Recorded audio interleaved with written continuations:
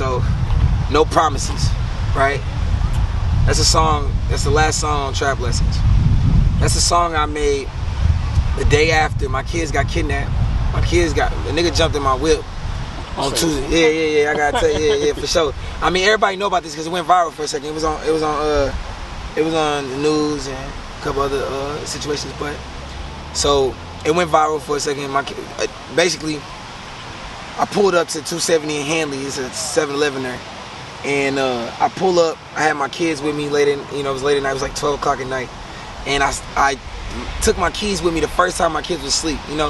I'm at like the pump right in front of the door. I jump out the car, run in that motherfucker real quick, pay for the gas, wind up sliding back. The time that I took, cause my daughter woke, the time that I took to put a bottle in her mouth or whatever, the gas must have timed out. Mind you, it's a rainy day, so it's a little chilly, So the car lit full of, you know what I'm saying?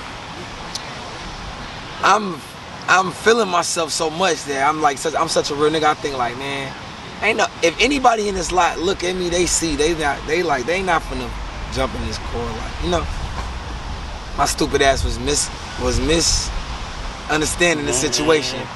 I started the car to put some heat on for my kids, and when I went in the 7-Eleven to go see what's going on, he like, you gotta pay it again. I swiped I had enough time to look. I see my car still there. I told him what pump I'm on. Swiped my card, came out, the car was gone. The pump on the ground. Check this flat out. Check this flush it out. Oh yeah, how I felt? Like my heart fell out my ass. It was the worst feeling I've ever. It was worse than a nigga pulling out a fucking blade on me this long in prison. You know what I'm saying? Like, it was worse than any type of situation, shootouts, anything I've ever been in. That was the worst situation because my son wasn't even